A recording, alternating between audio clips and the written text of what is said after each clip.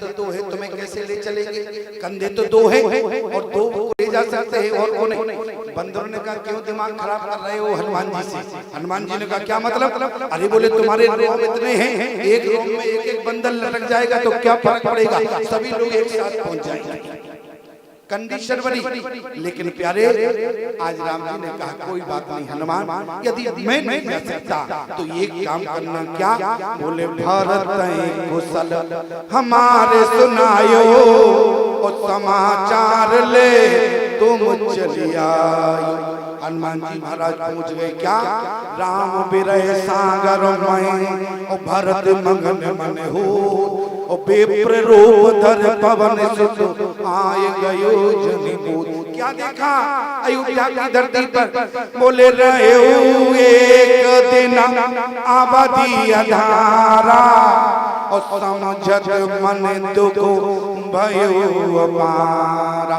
कारण कवन नाथ नहीं आयो जाने कुटिल के मोहे बिसरायो। कपटी कुटिल मोहे फिर जीना ताते नाथ संग नहीं लीना। आए धन लक्ष्मण बड़ भागी राम पधारो बिंदवन रागी। आज भरत का विरह हुआ। भरत ने कहा कि प्रभु बोले कपटी कुटिल। आपने जान लिया कि भरत कपटी कुटिली है। देखो आपने लक्ष्मण को साथ ले गए लेकिन भरत को छोड़ गए, इसका मतलब है बोले कपटी कुटिल। याद रखना इन चौपाइयों का अर्थ क्या करता है, हम पूरा भावार्थ बता देते हैं प्यारे। अर्थ तुम कोई भी करना। यहाँ भरत कौन है? भरत भगवान की भक्त है। जानकी कौन है? जानकी भगवान की भक्ति है। और यहाँ पर भी प्यारे भक्त और भक्ति दोनों विराजमान है। अपनी अपनी काफी स्वयं जांच लेना। कौन आप भगवान के भक्त हैं या आप भगवान की भक्ति है या संसार के केवल सामान्य जीव? भक्ति का लक्षण क्या है? बोले के अपराध। कौन सा अपराध हो गया? हमसे जीवन में कोई अपराध हुआ, इसके कारण भगवान ने मुझे भुला दिया, ऐसा जानकी ने कहा। और भरत जी ने बोले कपटी कुटिल मोहे प्रभु जीना। क्या भरत ने दोष दिया किसी? जानकी ने किसी को दोष दिया? बल्कि जानकी ने क्या कहा? बोली हाँ लक्ष्मण, हाँ लक्ष्मण तुम्हारा नहीं दोषा अकीन हो। आज जो कुछ करने का फल मुझे मिल रहा है लक्ष्मण, तुम्हारा कोई दोष नहीं है। न तो जानकी ने किसी को दोष दिया, न भरत ने किसी को दोष दिया। जो जीवन में भक्ति उसे कहते हैं जो अपने आप को दोषी मान ले। और जीव किसे कहते हैं? बोले काले करो मई सोरई। अरे मिथ्या दोष लगाए जो भगवान पर दोष लगाते हैं प्यारे, समझ लेना ना तो तुम भगवान के भक्त हो, ना तुम भगवान की भक्ति हो, तुम तो संसार के केवल जीव मात्र हो प्यारे। इसलिए कभी भी भगवान पर दोष नहीं। क्यों? यही कंडीशन है। काले करो मई सोरई। लोग कहते हैं अभी हमारा समय अच्छा नहीं चल रहा। अच्छा समय अच्छा नहीं चल रहा कि तुम अच्छी तरह नहीं चल रहे? जरा कल्पना करो क्यों गलत बात करते हो समाज में? बात जो है वो कहनी चाहिए। अर्थ का अनर्थ मत करना। समय व्यक्ति का खराब नहीं होता है, व्यक्ति ही समय पर खराब हो जाता है। इसलिए याद रखना प्यारी, समय हर व्यक्ति का अच्छा होता है। मैं केवल इतना कहना चाहता हूँ प्यारे, बोले काले करो मई। लोग कहते हैं उनका कर्म, हमारी कौन से ऐसे कर्म खराब है। और प्यारे काले कर्म ही ईश्वर मिथ्या दोष लगाए। भगवान ने हमारा सब बिगाड़ दिया। भगवान कभी किसी का नहीं बिगाड़ते प्यारे। भगवान तो सदा बनाने की कोशिश करते हैं, बिगाड़े तो हम और आप हैं भगवान से। हम मंदिर जब तक नहीं जाएंगे जब तक बेटे की नौ। अच्छा ईमानदारी से बताओ, संबंध हमने बिगाड़ा? क्यों? तुमने बिगाड़ा। याद रखना प्यारे। बोले काले करो मई सोरई। अरे मिथ्या दोष लगा वो जीव है, और जो अपने आप को दोषी मान ले वो भगवान का भक्त है। हनुमान जी ने क्या कहा? जा सो सोचो दिन राती और रटाऊं निरंतर गुण गणपाति रग कुल तिलक सुजन सुख दाता आयु कुशल देव मुनि त्राता। अब भरत जी अपने प्राण छोड़ रहे। हनुमान जी ने कहा इससे अच्छा तो हम आते नहीं तो ठीक था। क्यों? बोले भरत भाई कुशल हमारे सुनायो, जब राम जी का आने का समाचार दे दिया तो मरने की क्या बात है, लेकिन भरत जी क्यों मरना चाहते हैं? आपने विचार किया? भरत जी इसलिए मर रहे हैं, राम जी के आने से प्रसन्न नहीं है। क्यों? बोले आगे राम लखन मुनि पाछे तापस बेद विराज कांचे उभय बीच सिए सोहत कैसे ब्रह्म जीव बिच माया जैसे। अयोध्या की धरती से 3 गए, अकेले आ रहे। इसका मतलब है अभी हमारी भाभी लंका में है, लक्ष्मण मूर्छित है, इसलिए तो राम जी अकेले आ रहे वचन के कारण। लेकिन प्यारे हनुमान जी ने कहा अभी तक जो कहा वो राम जी के आदेश के अनुसार कहा। अब हनुमान जी अपनी तरफ से कह पड़े, बोले प्रभु भरत राम जी का आदेश था केवल हमारा समाचार देना, और कहीं राम जी कह देते जाकर समाचार दे देना तो इतने आ रहे हैं कि तुम व्यवस्था नहीं कर पाओगे। ईमानदारी से बताओ कितने थे? बोले पदम 18 बंदर। इतने बंदर थे अयोध्या में, व्यवस्था थी क्या? नहीं थी। जरा विचार करना। आज हनुमान जी ने क्या कहा? बोले पूरन जीत। इसका मतलब क्या हुआ? रावण मर गया।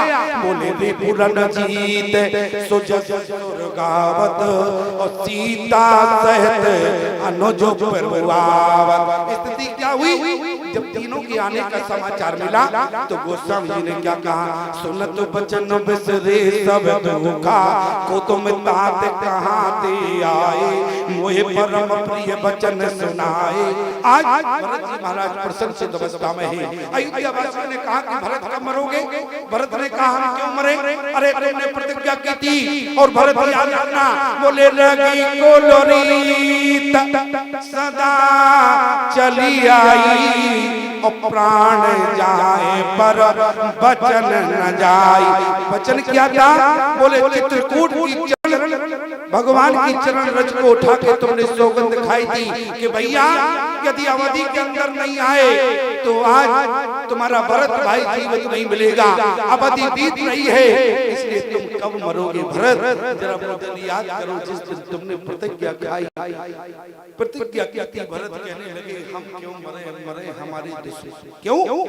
अयोध्या वासियों ने कहा भरत चिता तैयार, केवल तुम्हें चिता पर बैठना। भरत ने कहा हम नहीं मरेंगे। क्यों? बोले तुमको लगा राम जी नहीं आए, कौन आ गया? बोले हनुमान जी महाराज ने अपने सीने में बैठे राम जी से समय से पहले ही भरत को मिला दिया, इसलिए अब मरने की बात नहीं है। इसलिए क्या है? बोले कपिता तरस अरि सकल दुख बीते और मिले आज मोए राम प्रीते। क्या बनी प्यारे? इतनी देर में पुष्पक विमान आ गया, और जैसे ही पुष्पक विमान आया सारे बंदरों ने सुना अयोध्या आ गई। सारे बंदर विमान से कूद पड़े, और जैसे ही कूदे डिसिप्लिन बिगड़ गया।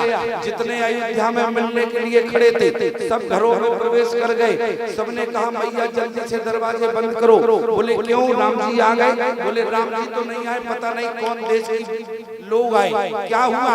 बोले जैसे ही बंदर कूदे अयोध्या के नाम सुन के अयोध्या में इतनी धूल ही धूल उड़ी। बंदरों से कहा तुम क्यों पहले से कूदे? बंदर कहने लगे मैंने जैसी सुना अयोध्या, अरे जिस चरण रज में मेरे रघुनंदन खेले हो तो हमने उस रज में स्नान करना चाहते थे। सारे बंदरों रज उठा के अपने ऊपर डाल रहे थे। और लक्ष्मण ने कहा देखो भैया हमने क्या कहा था, इनको साथ नहीं ले चलो। ये 2-4 दिन बाद कूदते फांदते आ जाते तो कोई बात नहीं थी। जितने मिलने को खड़े थे सब घर में भाग गए, व्यवस्था बिगड़ गई, कोई मिलना नहीं चाहता। अब क्या करें? हम ही विमान से उतर जाओ, कोई सम्मान के लिए नहीं खड़ा है। राम जी ने कहा कोई बात नहीं, धूल है 2 मिनट में शांत हो जाएगी। धूल जैसे ही शांत हुई स्थिति क्या बनी? बोले जैसे धूल शांत हुई राम जी पुष्पक विमान से उतरे। क्या देखा? बोले गुरुदेव आ रहे हैं। बोले ठाए धरे गुरु के चरणों में जाके गिर गए, और जितने बंदर थे राम जी को और गुरु वशिष्ठ को घेर लिया। सारे बंदर कहने लगे अयोध्या में कौन सा ऐसा बुढ़ा आ गया? अरे लंका में जब युद्ध हुआ तो हमारे राम जी को हिम्मत नहीं हुई किसी को धूल चटाने की, और यहाँ कौन सा बुढ़ा आ गया जिसने धूल चटा? राम जी कहने लगे ये बुढ़ा नहीं है, कौन है? अरे इसका परिचय दो। तो उसी समय राम जी ने क्या कहा, वशिष्ठ जी सारे बंदरों ने जब घेर लिया तो कहां पर रहे थे, परिचय क्या मिला? बोले गुरु वशिष्ठ कुल। अच्छा जी कुल के हैं, क्या कहते हैं? बोले गुरु वशिष्ठ कुल पूजो हमारे। प्रभु अब ये बताओ, जब आप पर इतना बड़ा संकट आया, लक्ष्मण मूर्छा में थे, इन कुलगुरु से पूछो इन्होंने महामृत्युंजय का जाप किया? अगर किया हो तो बतावे, तब हम इनको कुलगुरु माने, क्योंकि कुलगुरु पुरोहित का मतलब होता है और इन्होंने क्या किया? बोले कुछ नहीं किया। और आप क्या कह रहे हैं? बोले गुरु वशिष्ठ कुल पूजी हमारे। इन्होंने क्या किया मैं बताता हूँ। बोले जल्दी बताओ क्या किया? बोले ये नकी कृपा धनुज दल मारे। बंदरों ने लंबी सांस ली। बोले बापू आप भी झूठ बोलते हैं। राम जी ने कहा हमने कब झूठ बोला? अयोध्या में क्या कह रहे थे? अयोध्या में कहा इनकी कृपा धनुज दल मारे, और लंका में क्या कहा? तुम्हारे बल में ना बढ़ो। अब बताओ हमारे बल से मरे किनकी कृपा? लक्ष्मण ने कहा देखो भैया कितनी बुरी स्थिति।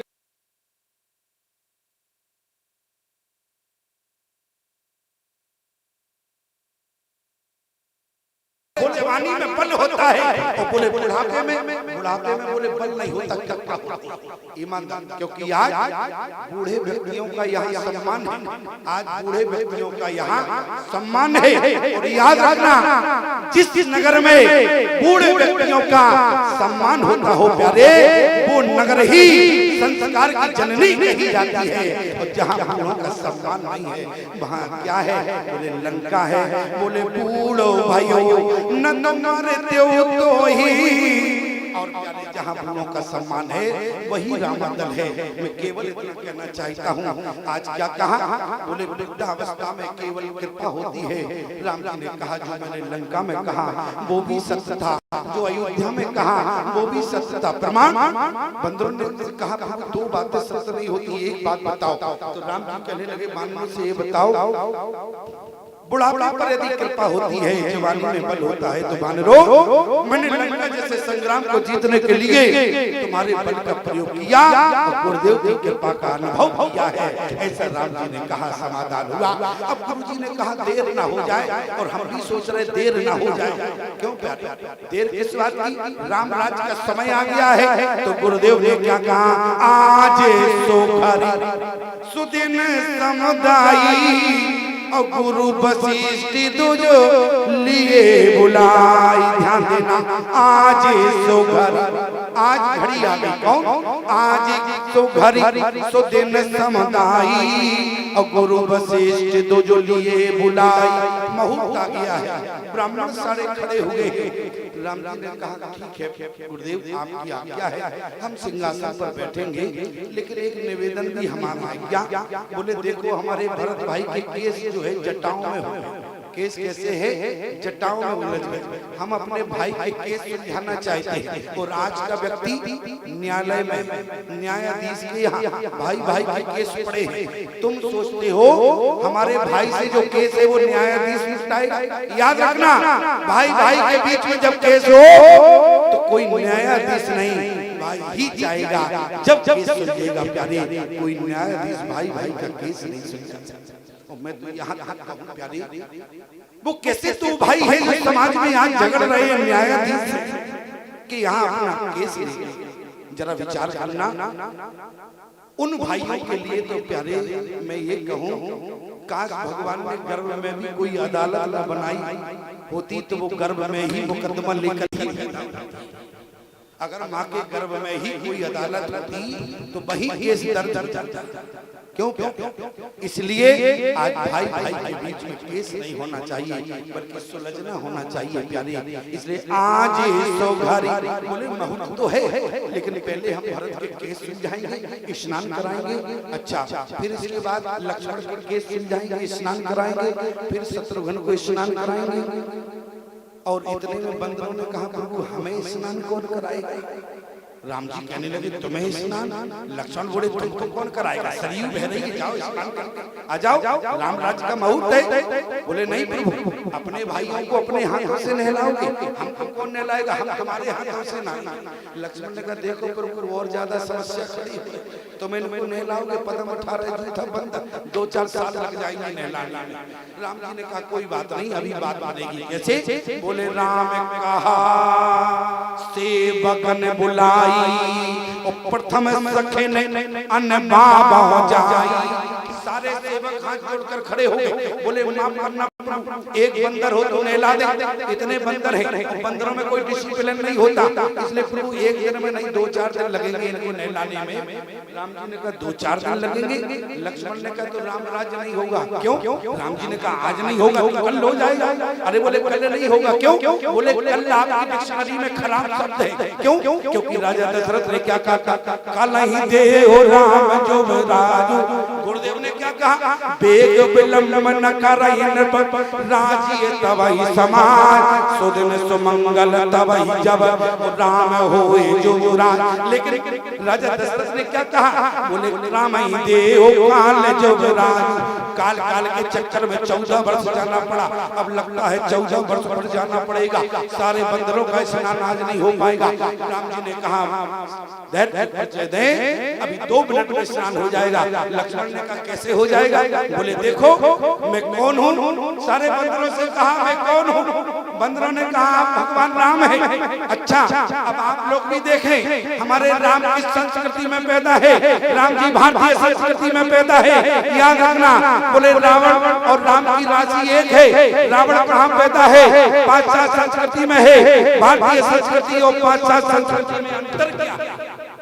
अपने अपने देश की संस्कृति होती है, लेकिन कान खोलकर हमारी बात को सुनना।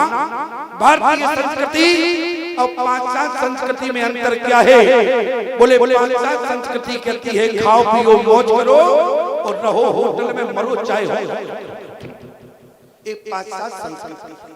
लेकिन भारतीय संस्कृति बोले जियो तो ऐसे जियो कि चैन से मर सको और मरो तो ऐसे मरो, मरने के बाद लोग तुम्हें याद भी कर सके। भारतीय संस्कृति। विदेशी संस्कृति क्या है? याद रखना प्यारे, आप सब लोग यहाँ पर पढ़े लिखे विराजमान। बोले विदेशी संस्कृति ऐसे शुरू होती है और जेठ से जेब बनाकर छोड़ देती है, लेकिन भारतीय संस्कृति आज से अनाड़ी शुरू होती है, लेकिन किया से ज्ञानी बनाकर छोड़ देती है। ये भारतीय संस्कृति हुआ प्रमाण। पाश्चात्य संस्कृति में पैदा हुआ रावण और मारीच कौन है? बोले मानव है। उसी समय रावण ने क्या कहा? बोले हो कपट मेरे तुम छलकारी और जय विधि हरिया नौ नारी। ऐसा रावण ने क्या किया? बोले मनुष्य को जो पशु बना दे वो पाश्चात्य संस्कृति है, मैं पाश्चात्य संस्कृति है। और भारतीय संस्कृति क्या है? बोले हनुमना क्या है? पशु है कि नहीं है? लेकिन क्या बने? भगवान ने जैसे दृष्टिपात किया तो बोले हनुमना दे सब।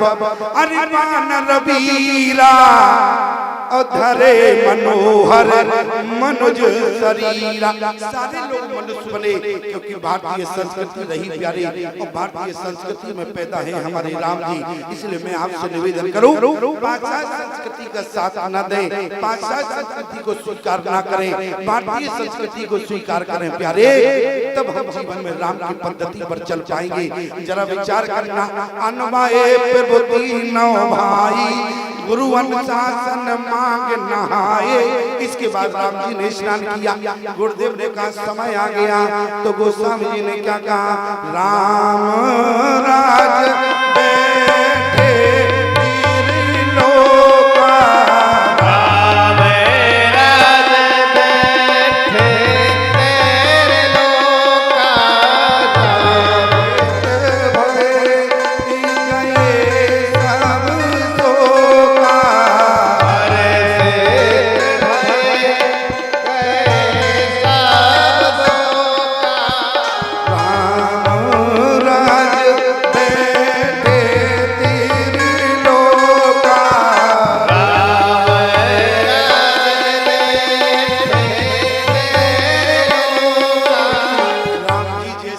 सिंहासन पर विराजमान हुए। देखना राम राज्य की विशेषता क्या है, करना कुछ नहीं पड़ा। क्या हुआ? बोले राम राज्य बैठे तेरे लहू का, स्थिति क्या बन गई? बोले देव अरे भौतिक तापा, राम राज नहीं काहू व्यापा। और क्या हुआ? बोले नहीं को दुखी, ना कोई दरिद्र रहा प्यारे, ना कोई दुखी रहा, ना कोई दीन रहा प्यारे। राम राज्य की विशेषता। और बताएं प्यारे, आज का राजनेता कुर्सी पर जब बैठता है तो पहले घोषणा पत्र पहले क्या सबसे पहले किसानों का मुद्दा। आप किसी भी नेता को देखना, सबसे पहले किसानों का मुद्दा। एक राजनेता से हमने कहा है किसान की बात क्यों करते हो और किसी की किया, सबसे पहले किसानों की बात करते हो। अरे बोले किसानों की इसलिए करते हैं क्योंकि किसान जितना भोला भाला कोई है। बोले किसान, कुछ लोग किसान को मूर्ख मानते हैं। याद रखना प्यारे, किसान मूर्ख नहीं होता। गोस्वामी जी से पूछा गया क्या किसान मूर्ख है? तो गोस्वामी जी ने क्या कहा? बोले कृषि निवार अरे चतुर किसाना